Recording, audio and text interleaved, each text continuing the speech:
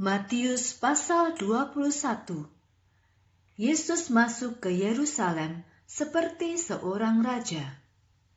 Ketika Yesus dan murid-muridnya sudah mendekati kota Yerusalem dan sampai di desa Betfage di Bukit Zaitun, Yesus menyuruh 2 orang muridnya untuk mendahului dia.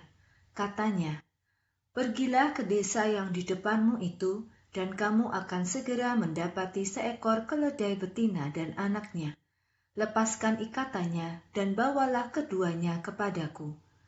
Jika ada orang yang bertanya kepadamu, katakanlah bahwa Tuhan memerlukan keledai-keledai itu, maka orang itu akan langsung memberikannya." Hal ini terjadi seperti yang telah dikatakan Nabi Zakaria. "Katakan kepada putri Sion, lihatlah rajamu datang kepadamu. Ia rendah hati, mengendarai seekor keledai, anak keledai muda yang lahir dari keledai beban." Maka kedua murid itu pergi dan melakukan apa yang dikatakan Yesus. Lalu mereka membawa induk keledai dan anaknya itu, kemudian meletakkan jubah mereka pada punggung keledai-keledai itu, supaya Yesus dapat duduk di atasnya.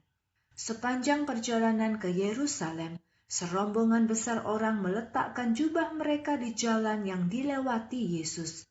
Ada juga yang memotong ranting-ranting pohon dan menebarkannya di jalan. Sebagian dari orang banyak itu ada yang berjalan mendahului Yesus dan sebagian yang lain berjalan di belakangnya. Mereka semua bersorak-sorak, "Hosana untuk anak Daud, diberkatilah dia yang datang dalam nama Tuhan. Hosana untuk Allah yang di surga." Ketika Yesus memasuki kota Yerusalem, seluruh kota menjadi gempar. Mereka bertanya-tanya, "Siapakah orang ini?" Orang banyak yang mengikuti Yesus menjawab, "Ia Yesus, nabi dari kota Nazaret di wilayah Galilea." Yesus menyucikan bait Allah. Lalu Yesus masuk ke pelataran bait Allah dan mengusir semua orang yang sedang berdagang di sana. Ia juga menjungkir balikkan meja penukar uang dan bangku-bangku tempat orang berjualan burung merpati. Yesus berkata kepada mereka, "Dalam kitab suci tertulis, rumahku akan disebut rumah doa, tetapi kamu membuatnya menjadi sarang pencuri." Kemudian datanglah orang-orang buta dan orang-orang lumpuh kepada Yesus di pelataran bait Allah, dan Yesus menyembuhkan mereka semua. Tetapi ketika imam kepala dan guru Taurat melihat hal-hal luar biasa yang Yesus lakukan, serta mendengar anak-anak kecil berteriak di pelataran bait Allah, "Hosana untuk anak Daud," mereka pun menjadi sangat marah. Mereka bertanya kepada Yesus, "Apakah engkau mendengar apa yang diteriakkan anak-anak itu?"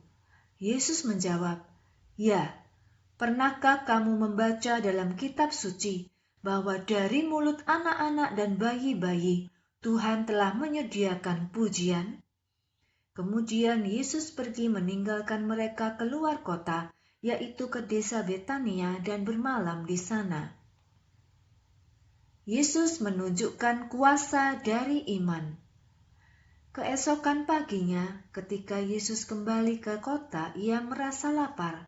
Pada saat itu, ia melihat sebuah pohon ara di tepi jalan. Lalu ia pun pergi ke pohon itu untuk mengambil buahnya. Tetapi Yesus tidak menemukan satu buah pun di pohon itu kecuali daun-daun saja. Maka Yesus berkata kepada pohon itu, "Kamu tidak akan pernah menghasilkan buah lagi." Tiba-tiba pohon itu menjadi kering dan mati. Ketika murid-murid melihat hal ini, mereka sangat takjub dan berkata, "Bagaimana pohon ara itu bisa kering dan mati begitu cepat?" Yesus menjawab, "Sesungguhnya, jika kamu memiliki iman dan tidak ragu-ragu, kamu tidak hanya dapat melakukan apa yang kulakukan terhadap pohon ini, bahkan hal yang lebih besar lagi. Kamu bisa berkata kepada gunung ini, 'Terangkatlah hai gunung, dan masuklah ke dalam laut.' hal itu akan terjadi. Jika kamu percaya, maka kamu akan menerima apa yang kamu minta dalam doa. Pemimpin Yahudi meragukan kuasa Yesus. Ketika Yesus masuk ke pelataran Bait Allah dan sedang mengajar di sana, para imam kepala dan tua-tua bangsa Yahudi datang kepadanya. Mereka berkata kepada Yesus, "Katakanlah kepada kami, dengan kuasa apakah engkau melakukan hal-hal ini? Siapakah yang memberi kuasa kepadamu?" Yesus menjawab, "Aku akan bertanya juga kepadamu. Jika kamu menjawab aku, maka akan kukatakan dengan kuasa apa aku melakukan semua ini. Katakanlah kepadaku, ketika Yohanes membaptis orang-orang, apakah kuasanya berasal dari Allah atau dari manusia?" Mereka membicarakan pertanyaan Yesus lalu berkata satu sama lain, "Jika kita menjawab baptisan Yohanes berasal dari Allah, maka ia akan menjawab, 'Kalau begitu, mengapa kamu tidak percaya kepada Yohanes?' Tetapi kita tidak bisa menjawab baptisan Yohanes berasal dari manusia. Kita takut kepada orang banyak, karena mereka semua percaya bahwa Yohanes adalah seorang nabi." Maka mereka menjawab Yesus, "Kami tidak tahu jawabannya." Yesus berkata, "Kalau begitu, aku juga tidak akan mengatakan kepadamu dengan kuasa apa aku melakukan hal-hal ini."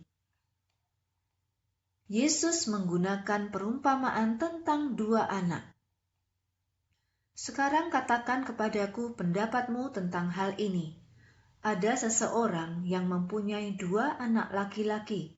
Kemudian orang itu datang kepada anaknya yang pertama dan berkata, 'Anakku, hari ini bekerjalah di kebun anggur.' Anaknya itu menjawab, 'Aku tidak mau.' Tetapi anak itu berubah pikiran, lalu pergi bekerja. Kemudian ayah itu pergi kepada anak yang kedua dan mengatakan, 'Nak, hari ini pergilah bekerja di kebun anggur.' Anak itu menjawab, 'Ya ayah, aku akan pergi.' Akan tetapi anak itu tidak pergi untuk bekerja.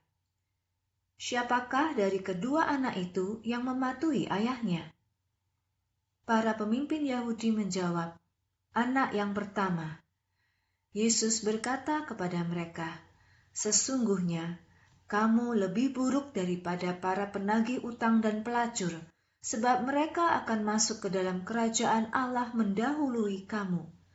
Itu karena Yohanes datang menunjukkan jalan yang benar kepada kamu, dan kamu tidak percaya kepadanya. Akan tetapi, para penagih pajak dan pelacur percaya kepadanya. Walaupun kamu sudah melihat yang terjadi, tetapi kamu tidak mau bertobat. Kamu tetap saja tidak mau mempercayai Yohanes." Allah mengutus anaknya. Dengarlah perumpamaan ini. Ada seseorang yang mempunyai kebun anggur. Orang itu membuat pagar di sekeliling kebunnya, menggali lubang tempat memeras anggur, dan mendirikan menara pengawas. Kemudian, setelah menyewakan kebun anggurnya itu kepada beberapa petani, orang itu berangkat untuk melakukan sebuah perjalanan.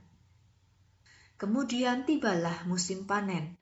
Pemilik kebun itu mengutus para pelayannya kepada para petani yang menyewa kebunnya untuk mengambil anggur yang menjadi bagiannya.